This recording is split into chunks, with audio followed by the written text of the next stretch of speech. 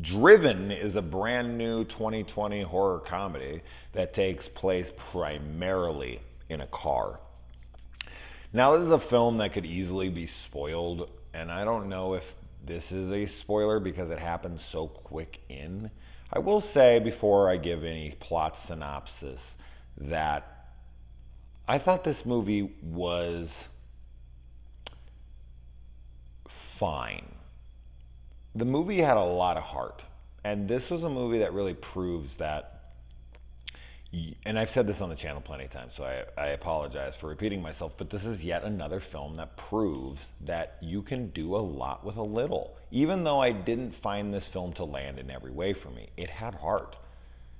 You know, it really did try. Its characters were endearing. They were cute, sweet.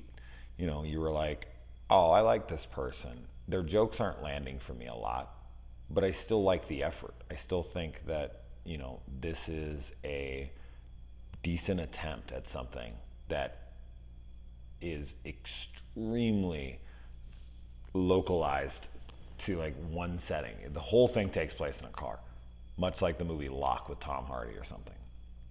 And it's about this Uber driver. Now, this is kind of where the spoilerish kind of stuff would come in.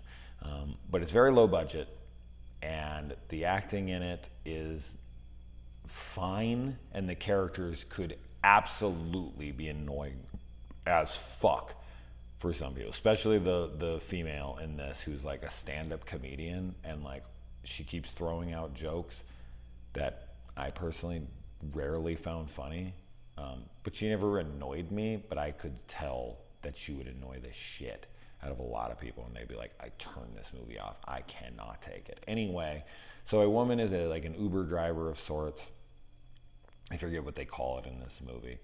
And she picks up this guy, and she starts taking him around house to house, almost like the movie Collateral with Tom Cruise, except for that's a fantastic film, which has actually been a patron request of mine. Or not a patron request. Somebody requested it who's paying me to do it. And we'll cover that soon. That's a fantastic film. This is nowhere near as good, but it has a similar kind of concept, except for in that movie, Tom Cruise is a hitman. Jamie Foxx is his cab driver. In this one, this girl is the cab driver, and this guy, here's the spoiler, but it's like 10, 15 minutes in. But I wish I didn't know this going in, so it kind of came out of nowhere for me.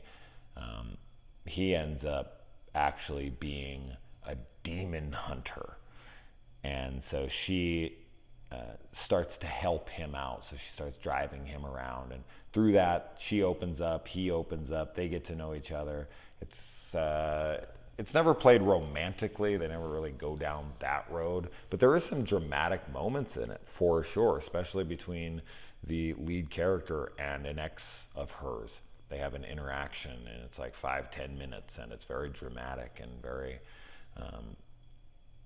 you know, like a lover's quarrel. And that might lose some people as well.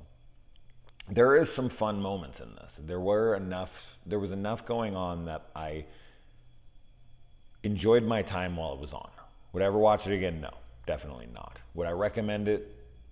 Probably not, unless you're into like ultra low budget, two primary characters in one location, talking the majority of the time, not really having the budget to do anything else, and just really relying on the banter between these two people. So if you're not digging the characters, you are not going to like the movie, for sure. I liked the characters fine, so the movie was fine. If you love the characters, you're going to love the movie. I think the characters in this particular film, not that characters don't help or hurt films, they do, but not every film depends on its characters.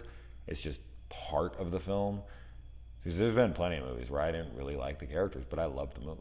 And then there's movies that I've watched that I love the characters, but I didn't really like the movie. It does happen. But with this film, I think it really is dependent on the characters because they're the main focus. There's not enough to draw away from. Like if you have a movie where the characters aren't that great, but like the spectacle of it all is able to kind of take you across the finish line.